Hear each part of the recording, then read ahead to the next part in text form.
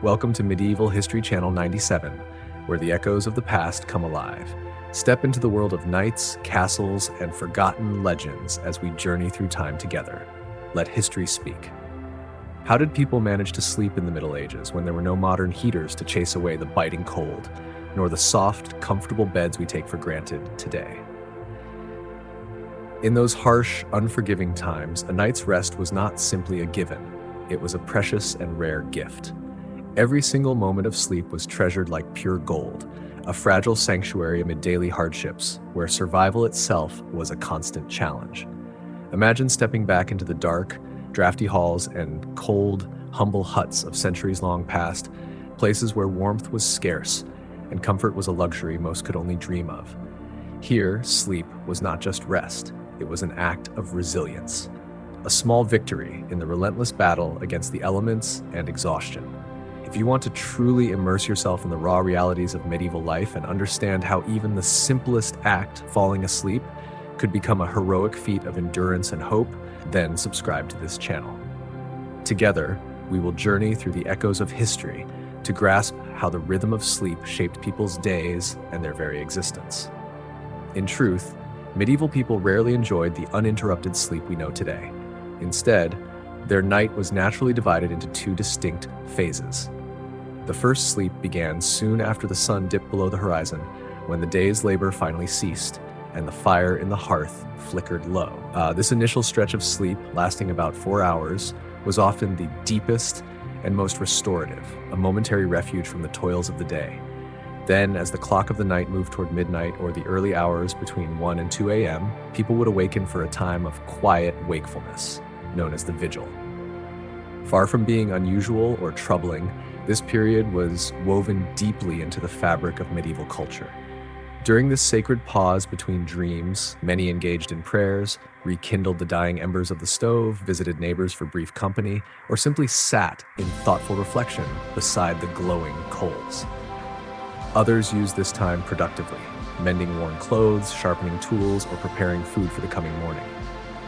Writers and chroniclers of the era often describe this moment as the hour of the soul, a silent and contemplative interlude that bridged two worlds of sleep.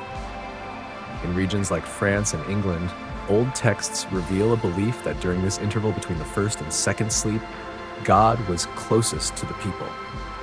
It was also a precious time for intimacy between spouses, offering a quiet retreat from the demands and eyes of the day. After an hour or two spent awake in this peaceful vigil, people would return to the second sleep. This phase lasted until dawn's first light or the rooster's early crow, marking the time to rise and tend once more to the barn, the fields, or the cattle. Interestingly, modern sleep science affirms what medieval rhythms embodied, that biphasic sleep may actually be the natural pattern for the human body. Without the interference of artificial light, our bodies instinctively divide sleep into two parts, with a gentle awakening in between. Historian Roger Ekirch's detailed research brings this medieval norm vividly to life. It was only with the arrival of street lamps in the industrial age and the strict schedules demanded by factories and railroads that this natural rhythm was disrupted. Artificial light and the relentless pace of modern life pushed people to sleep through the night in one unbroken stretch, a habit quite foreign to centuries before. But in the villages and farms of Europe, the tradition of the first and second sleep endured well into the 19th century. This ancient rhythm of rest reveals so much more than just the hours of slumber. It offers us a window into the very heartbeat of daily life back then. Life was not rushed or frantic. Rather, it was gracefully divided between moments of wakefulness and restful pause. Even during the long medieval nights, darkness was never truly complete. Instead, the night was a sacred space of quietness, a gentle breathing, a brief and tender pause suspended between two worlds, the waking day and the dream-filled night. Their sleep was never a mere retreat or escape from reality. It was woven into the fabric of life itself, a profound, meaningful, and deeply physical experience, an essential thread connecting body, mind, and soul in the tapestry of everyday existence. For most peasants, the concept of a bed or even a separate bedroom was almost unheard of. The entire household shared one common room, a living hub where they cooked, ate, spun thread, repaired tools, and carried out the daily chores of survival.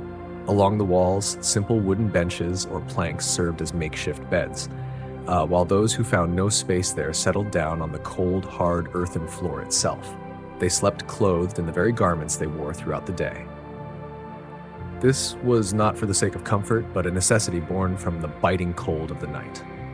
Their beds were humble, fashioned from straw or hay stuffed into rough sacks, sometimes topped with coarse canvas or worn cloaks. The wealthier few might have had mattresses stuffed with soft sheep's wool, but for the majority, a simple haystack was their nightly refuge. Near the hearth, the warmth was a precious gift. Children, the elderly, and the sick were carefully placed close to the fire to carry through the cold night and greet the morning with some comfort. The boundaries between humans and animals blurred in this intimate space. Chickens, goats, and pigs often slumbered in the same room, their collective body heat a vital shield against the winter's damp chill and biting drafts. Even in larger homes, the idea of a private bedroom was rare. A mere screen or curtain might offer an illusion of privacy, but true solitude was a luxury few could afford. Beds as distinct pieces of furniture only began to emerge in peasant households around the 14th century.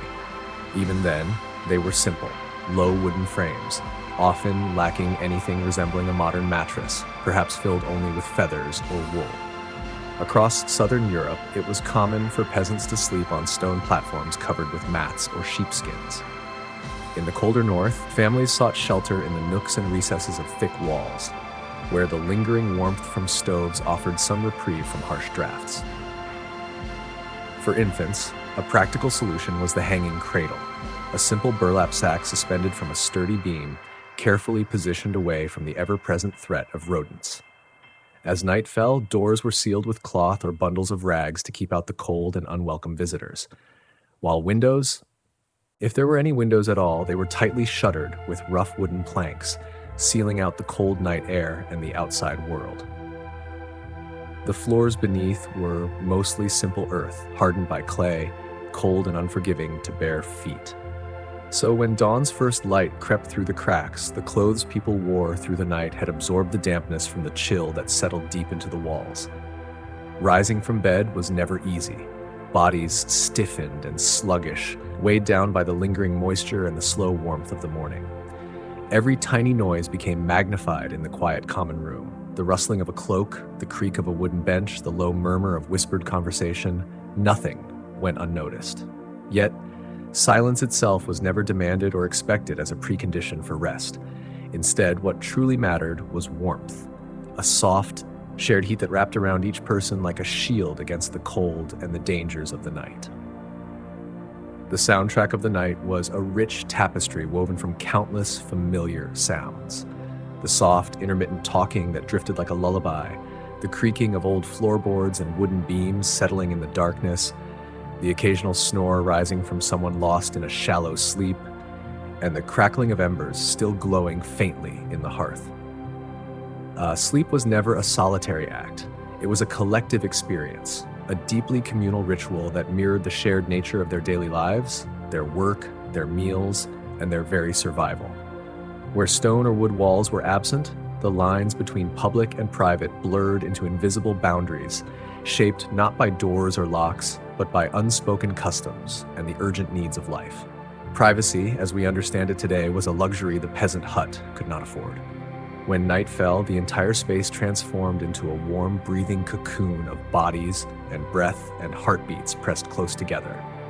Husband and wife, children and infants, the elderly, all lay side by side along the cold walls or huddled near the stove, packed tightly shoulder to shoulder for mutual warmth. It was common for animals, goats, chickens, even pigs, to share the space, particularly during the bitter cold months, adding their own warmth and life to the cramped quarters. This way of sleeping was not about comfort or personal preference. It was a raw, practical necessity born of survival in a harsh world. Warm bodies were the most reliable source of heat, far better than any hearth could offer on its own. Blankets were scarce, often homemade homespun cloth, or patched old clothes folded over many times to trap whatever warmth they could hold. In the coldest stretches of winter, sleep became a fragmented, restless thing. People stayed awake through the long nights, dozing lightly, shifting positions, and constantly checking on their children to make sure they were still safe and warm. Newborn babies had no dedicated cradles. They were held tightly in the arms of their mothers or nestled between adults, wrapped snugly beneath a shared blanket. Older children were bundled up with care, their feet stretched out toward the glowing fire, wrapped in coarse sackcloth or their father's worn cloak, which carried the mixed sense of sweat, rain, and hard work. Grandparents, when present, settled themselves near the stove, drawing close to the warmth and wrapping themselves in whatever scraps of hide or wool remained to stave off the cold. But this nightly closeness was more than mere necessity. It was part of the fabric of their culture, woven deeply into the rhythm of peasant life. The very notion of personal space, as understood today, simply did not exist in those tight-knit homes.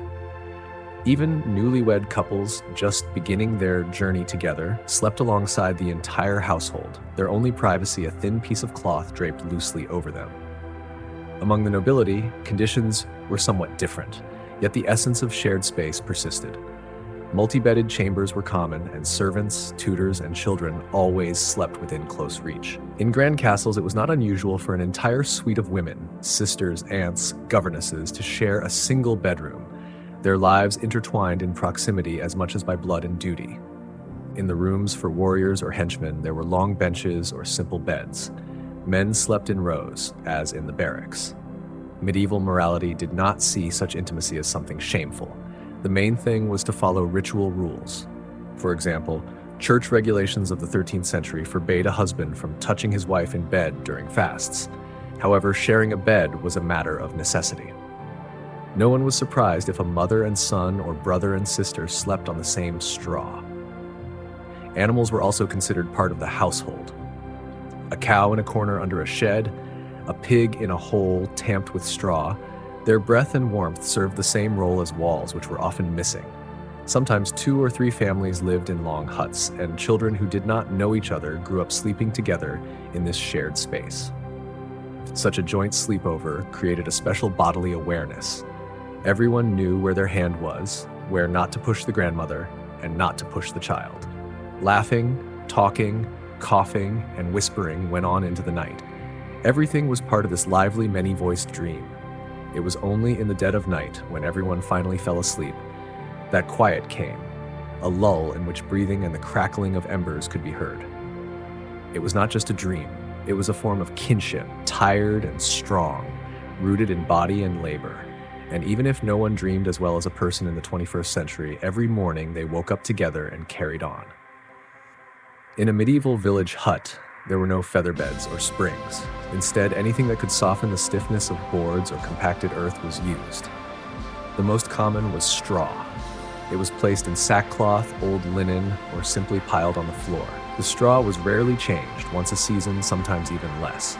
By the end of winter, it turned into compacted, prickly bedding full of crumbs, dust, and insects. Those who could afford it placed sheepskins or pieces of coarse wool made at home on top. The pelt not only kept them warm, but also repelled fleas and bedbugs. The smell of sheepskin overpowered human odor. The softness of such a bed was questionable, but the peasants were satisfied with it. The body got used to rigidity from childhood. In the warmer seasons, they used bundles of dry grass, moss, or even old rags gathered into one big bale. Poor families often slept directly on the planks with only a shirt and a hand under the head instead of a pillow. Behind these simple words lies a profound story, one of human connection, woven not just through shared shelter, but through the intimate rhythms of daily life. Imagine the crowded huts where space was precious and warmth was survival. To lie down side by side was not a matter of choice, but a necessity carved from the hardships of the time. Yet in this close embrace, strangers became family, and the boundaries between bodies and souls blurred. The night was alive with the gentle symphony of whispered stories, stifled coughs, quiet laughter, and the occasional creak of wooden beams, sounds that offered comfort against the silent fears of darkness. Each breath, each small movement was a silent promise that no one faced the cold or the night alone. Their beds, humble and often harsh, tell us about resilience. The prickly straw, the worn sheepskins, the scattered insects, All these details remind us that comfort was not measured by softness, but by the endurance of the body and spirit. Childhood hardened the body, shaping it to meet each day's toil. This was a world where rest was a shared ritual, a collective act of survival and belonging, a place where the warmth of an animal's breath or a sibling's hand beside you was as vital as the walls themselves. And even without the luxury of modern dreams, they woke with the dawn, ready to live another day in close communion with those who shared their space, their struggles, and their hopes. In some regions of Europe, they used reed mats or linen mattresses filled with rotten hay, a cheap but short-lived solution. Imagine the rough texture under your body, the faint, earthy scent of hay slowly fading with time, yet offering a humble rest after a long day of labor. There are known cases when, in one corner of the hut, they specially raised a floor on logs, a wooden podium, to protect from dampness. On such a podium, they laid rag cushions and put burlap between the boards to keep the air from blowing. This structure was called a topchan, or simply a bedstead. It was built next to the stove to use its leftover heat, transforming cold, raw wood into a fragile sanctuary of warmth in the chilling nights.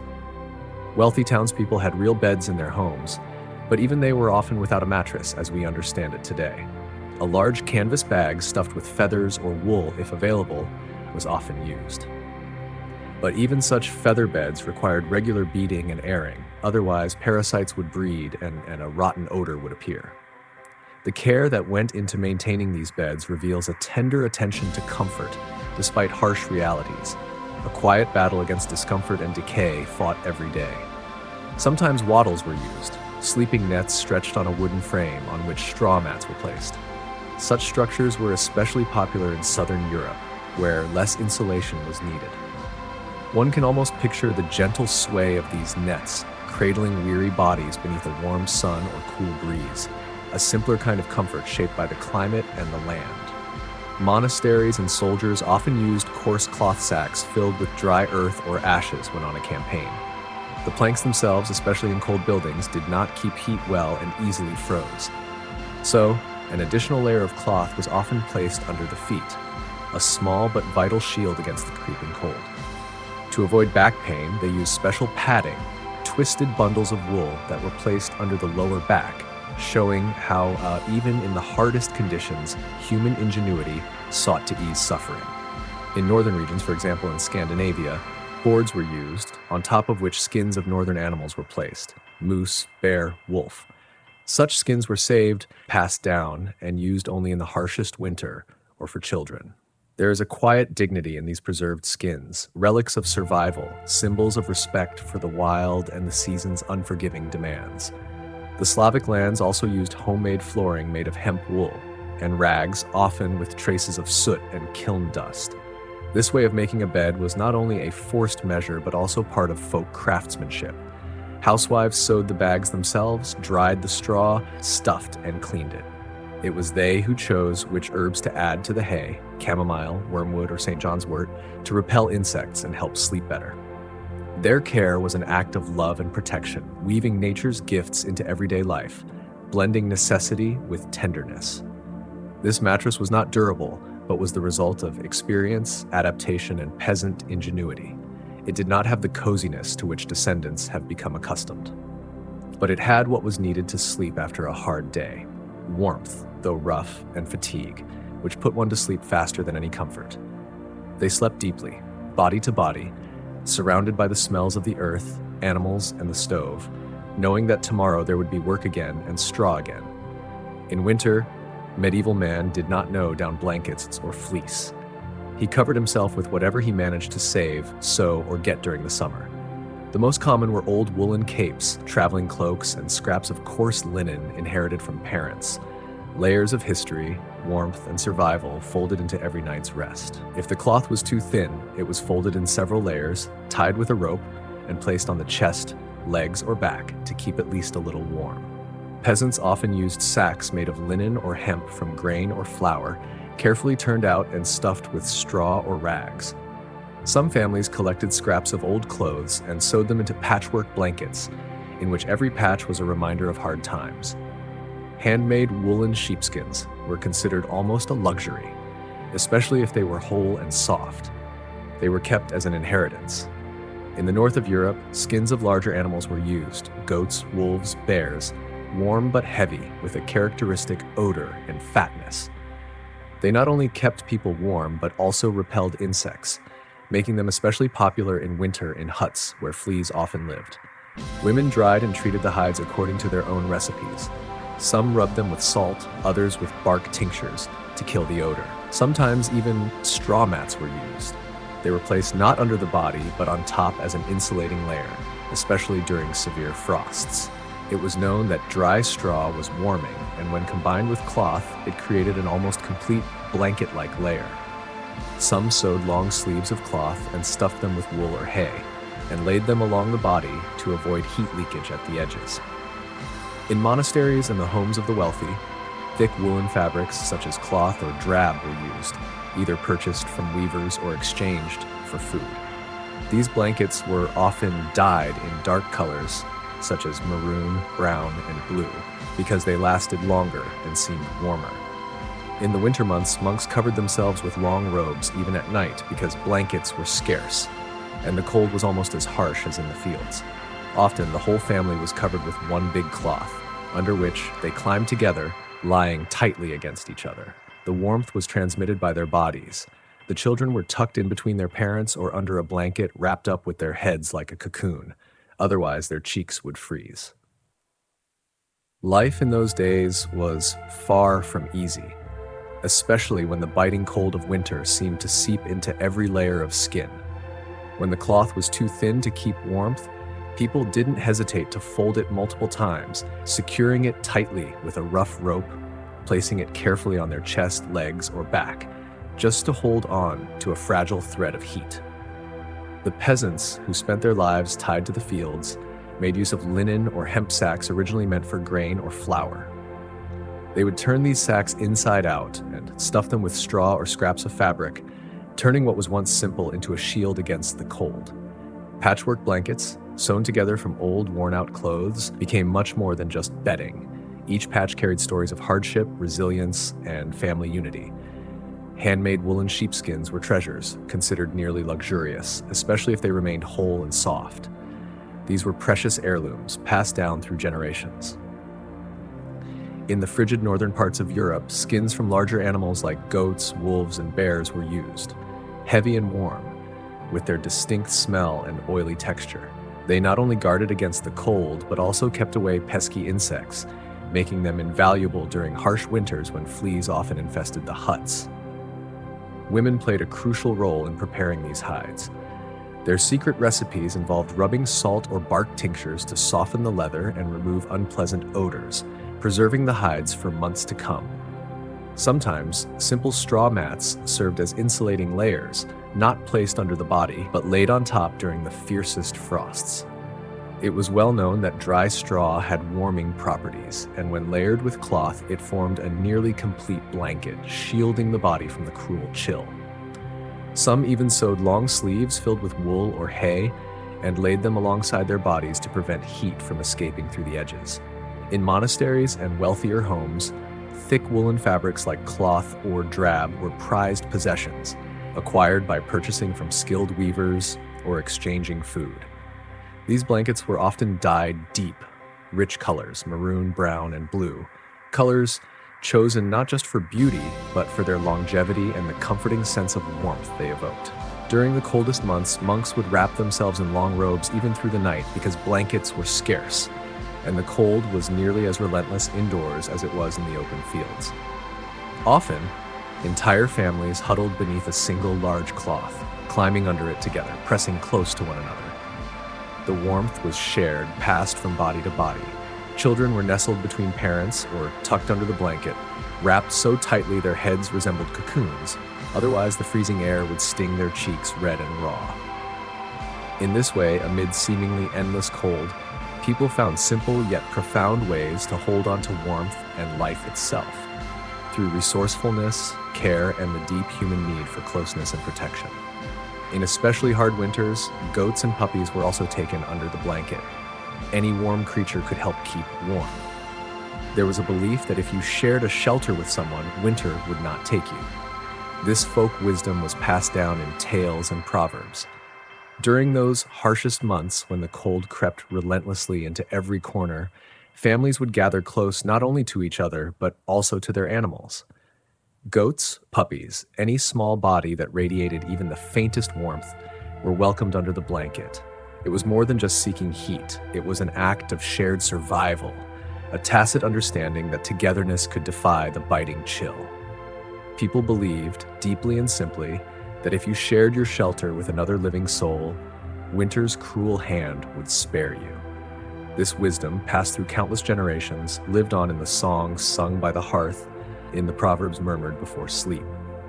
Some families, adapting to the cold, used fabric partitions inside their homes to create little compartments, small, cozy sanctuaries where warmth could gather and linger. The fabric walls doubled as blankets, sealing in heat and offering protection from the cold drafts that haunted every space. For the more affluent, thick curtains were ordered specifically to drape over beds, their canopies a fortress against the chill, locking warm air in and cold air out. Ancient images remind us that even kings, wrapped in layers upon layers of cloth, slept beneath fur pads and capes. Archaeological discoveries reveal that in the 5th and 6th centuries, the most prized bedspreads were lined with goose down, a luxury afforded only by the wealthy. Ordinary people had no such softness. They made do with what they had. Every scrap of fabric that wouldn't rot or soak through, every worn flap, every rough patch.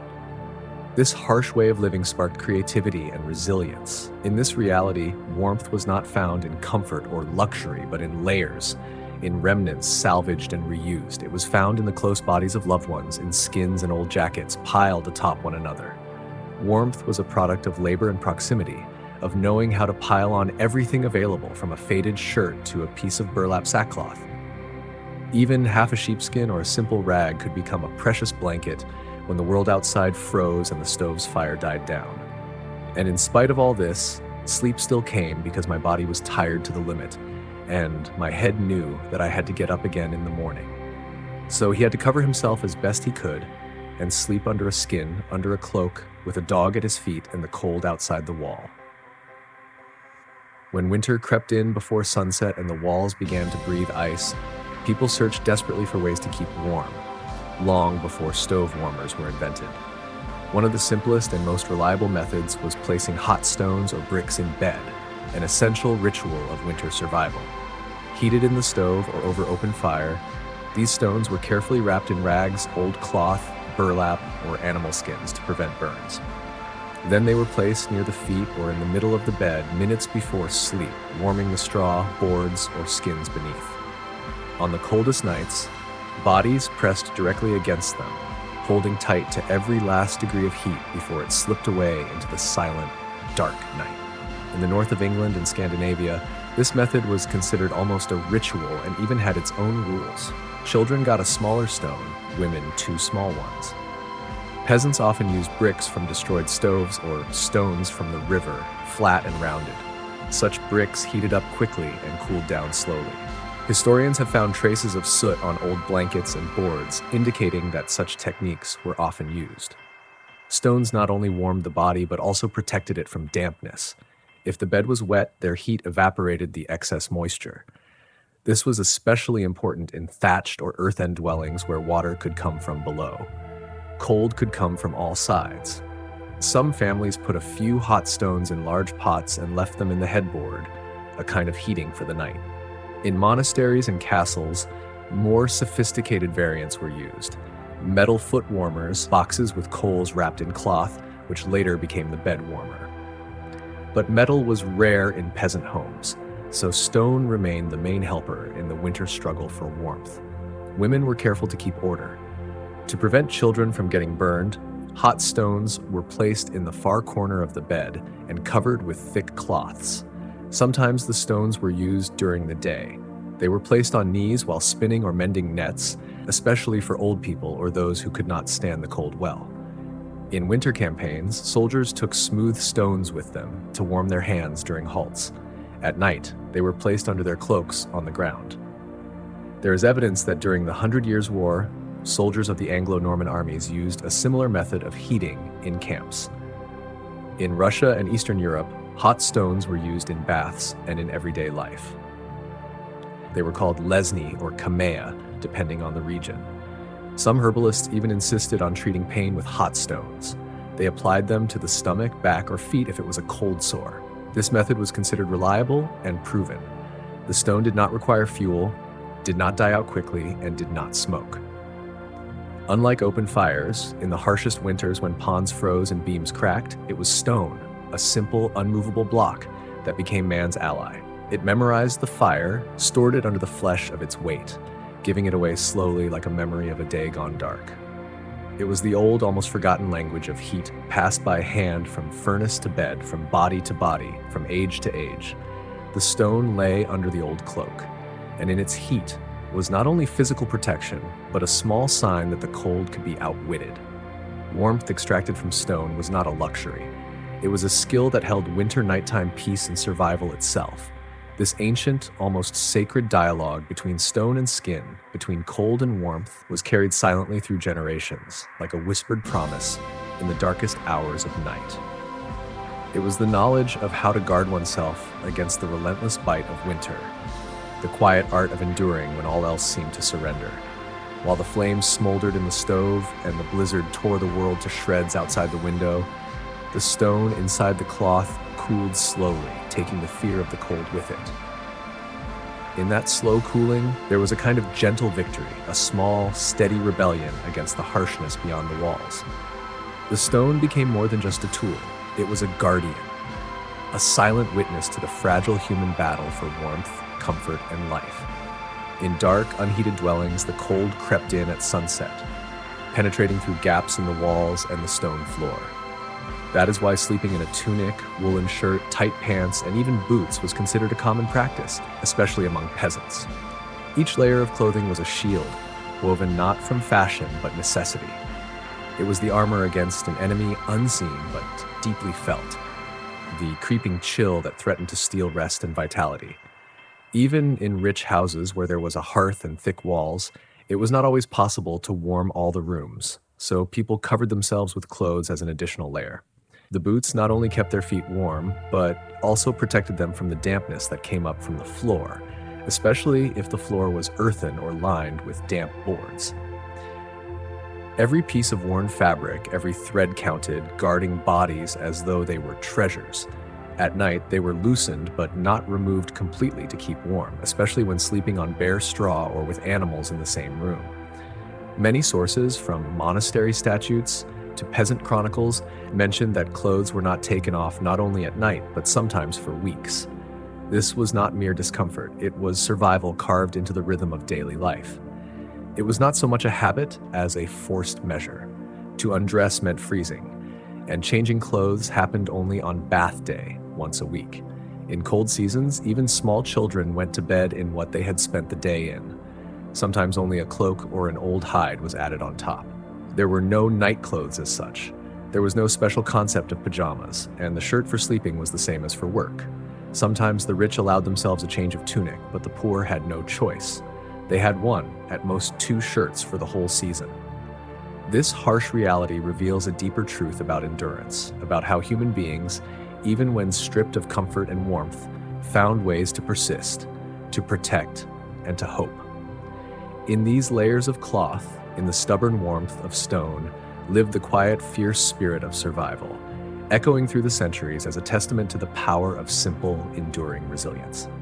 Peasants and artisans did not have enough fabric to sew home clothes. Every piece was used wisely, often restitched. The scarcity of material meant that nothing was wasted.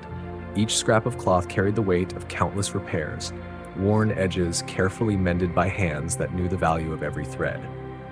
Clothes were not simply garments, but treasured possessions, a fragile shield against the harshness of daily life.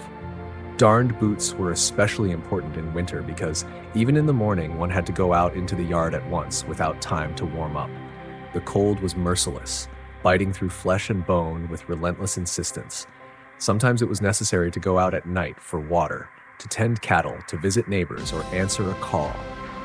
In those unforgiving hours, sleeping in boots was not a matter of comfort, but of survival. Every minute saved by not removing them was precious. a small but vital advantage in a world ruled by the cold and the demands of hard labor. In the army and on campaigns, it was a compulsory order in general to sleep in boots, meaning to be ready for alarm or battle. The soldiers knew all too well that danger could come at any moment, and readiness meant life or death. Even monks, by statute obliged to observe moderation in the northern monasteries, often did not take off their shoes at night out of necessity, not out of liberty.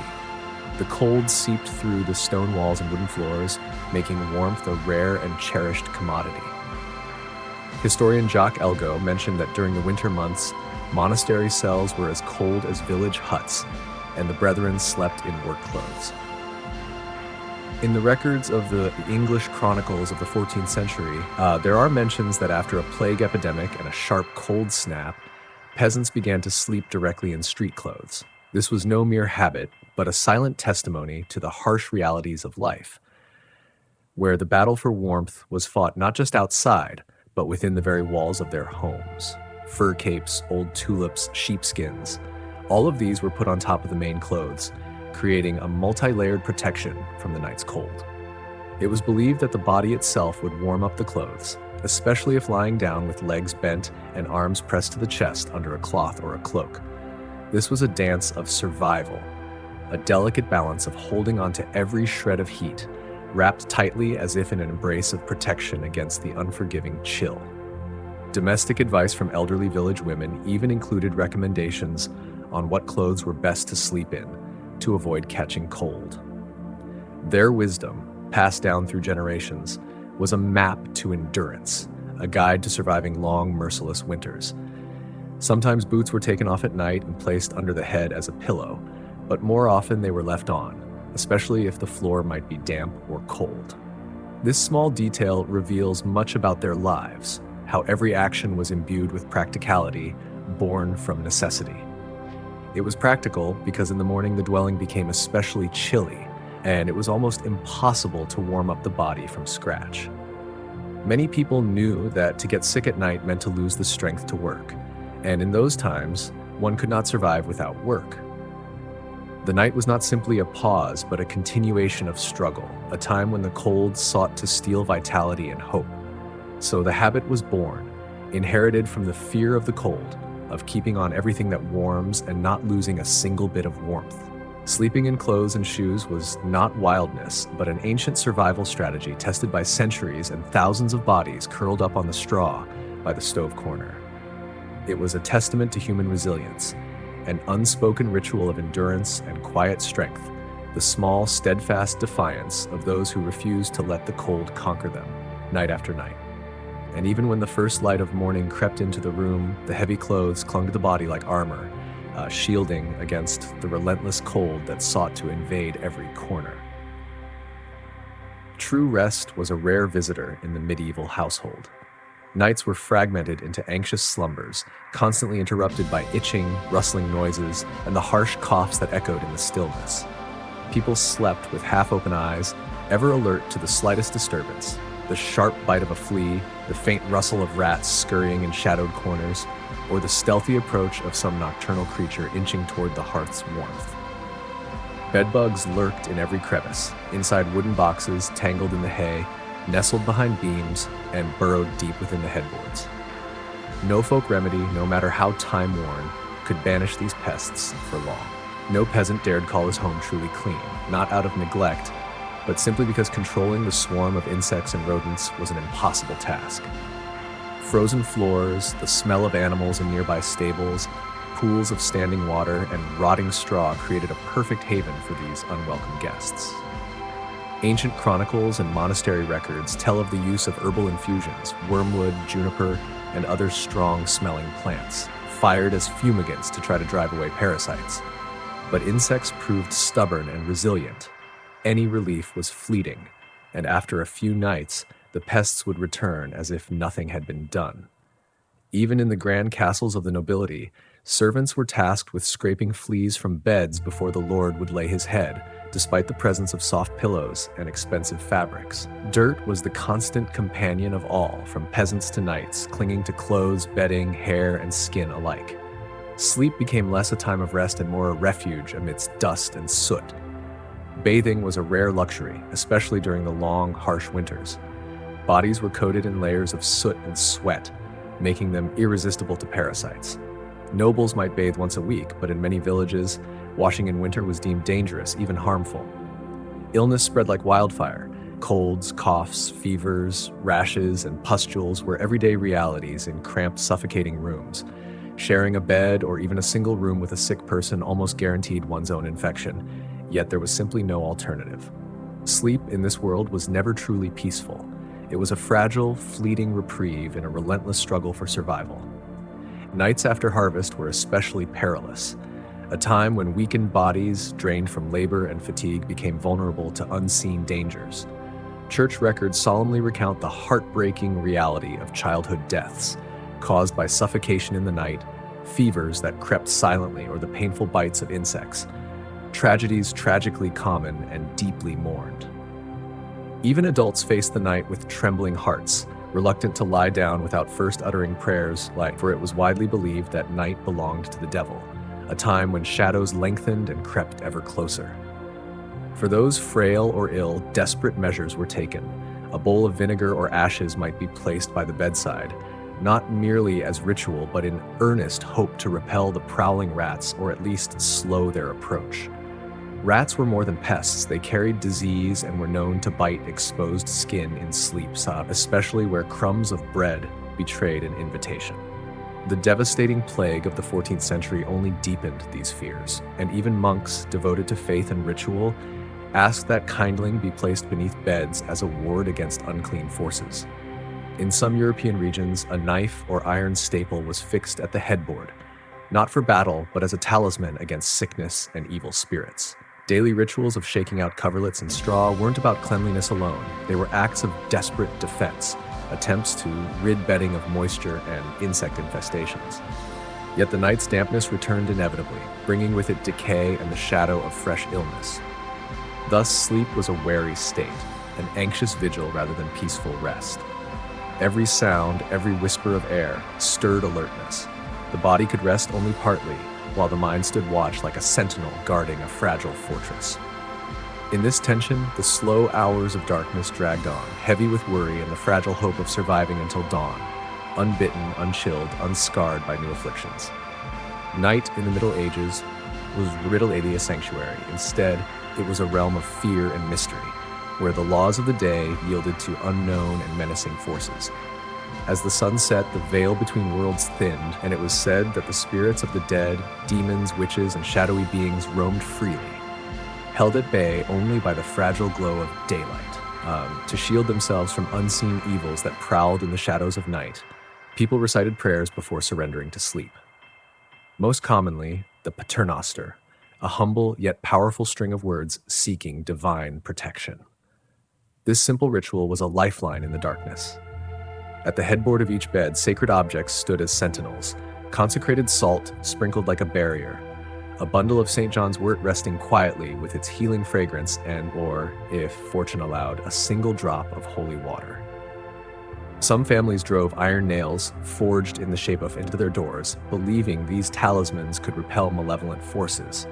Windows bore cloths embroidered with crosses or protective runes, heirlooms passed down through generations, carrying the weight of faith and ancestral hope. In the corners of their humble homes, smoldering coals from the hearth glowed faintly, their dying embers a steadfast guardian of life's fragile flame. The hearth fire, even when fading, was not simply warmth, but a shield against darkness. An empty jug left outside overnight was thought to invite wandering spirits, so it was carefully stored away, lest it become a beacon to the restless dead. The most perilous hours were those between the first and second sleep, from midnight until the witching hour of 3 a.m. Legends whispered that this was the time when witches took flight to their Sabbaths, and the souls of the departed roamed back to the earthly realm. People moved with caution during these hours, avoiding unnecessary trips from their beds.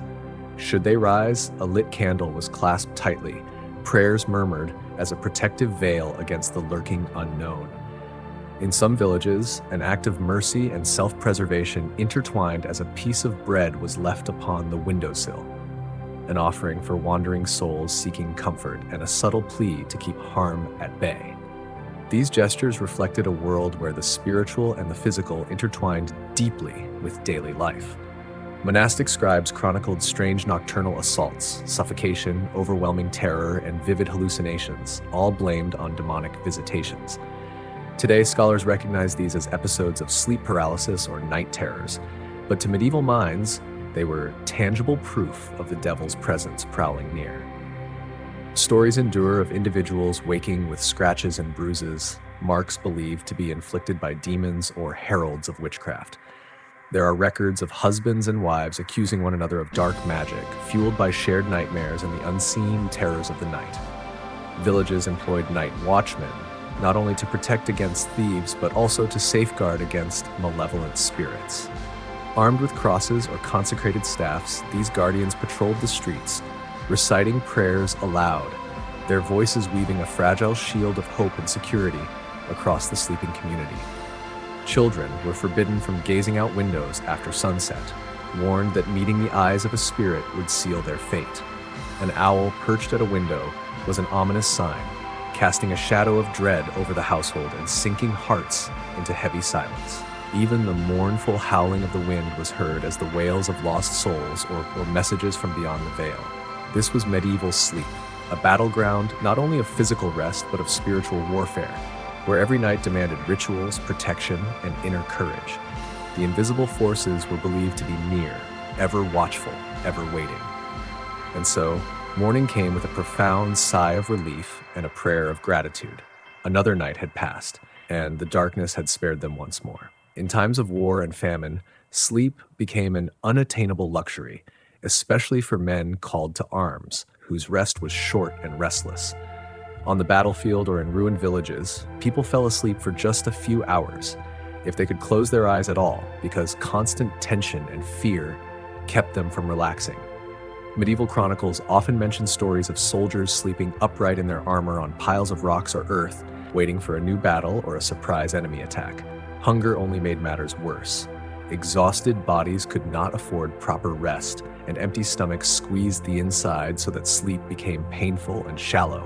Pain and cold often stole rest. Many died from exhaustion and sleeplessness, not from wounds or enemy swords. In the dark corners of fortresses or tents lit by dim torch flames, people lay on hard planks or bare ground, hoping for a few minutes of rest. Historians record that during city sieges, inhabitants changed their sleeping routines, sometimes resting several times during the day to regain strength. Sleeping under a shelter or in abandoned buildings was full of anxiety. The sounds of footsteps, clattering weapons, and screams of the wounded made it impossible to feel safe.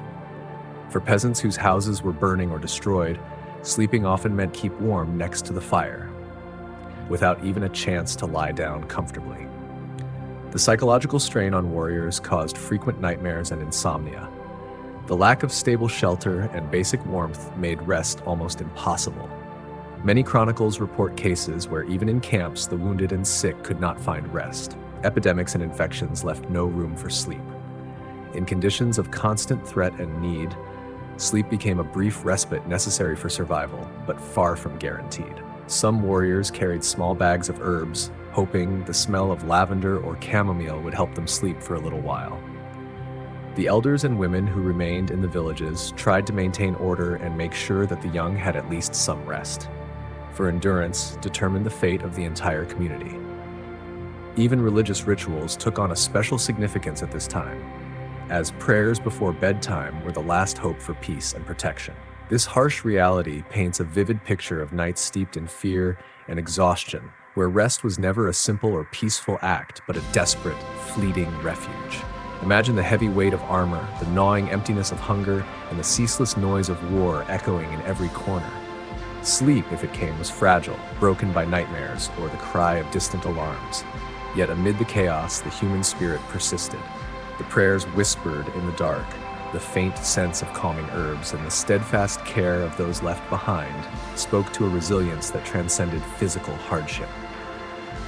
Each stolen moment of rest was a small victory, a reclaiming of humanity in a world riven by conflict and loss. In those restless nights, survival was not just about body and battle, but about the fragile hope carried in every breath and every shared vigil until dawn. 15th century military chronicles contain references to soldiers who used the short periods between battles for solitary rest, though often it was sleeping with their eyes open. Hungry and tired, they slept only when their bodies could no longer fight fatigue and awoke at every noise, ready for new danger. Thus, sleep during the years of war and famine was not a natural process. It was a forced luxury available to the few and filled with fear and anxiety. Understanding this harsh reality allows for a deeper appreciation of the incredible resilience and courage of those who lived during the Middle Ages, when every moment of rest could be their last. It is also a reminder that even basic needs, seemingly simple and mundane, became a matter of struggle and survival in hard times. Medieval sleep is not just a physiological process, but a reflection of harsh living conditions, where human endurance and hope were sometimes the only salvation. Medieval sleep is more than just rest. It is a symbol of the struggle against adversity, cold, and fear. In those harsh conditions, every moment of rest was a gift, and resilience and endurance help people retain their humanity and hope. Understanding these realities helps us better appreciate the strength of spirit of our ancestors, who lived in a world without modern conveniences and luxuries. Their dream is a reflection of a life filled with challenges, where even the night was full of danger, but it was through this struggle that the course of history continued. Thanks for being with us. Don't forget to subscribe and give us a like to learn even more amazing facts about life in the Middle Ages. That's the full story we wanted to share with you. How do you feel about it? Are you satisfied with the way this story was presented? If you have any thoughts or suggestions, please feel free to share them with us. If you enjoyed this video, please leave a comment below and don't forget to like, share, and subscribe to our YouTube channel. And remember to send warm goodnight wishes to your loved ones.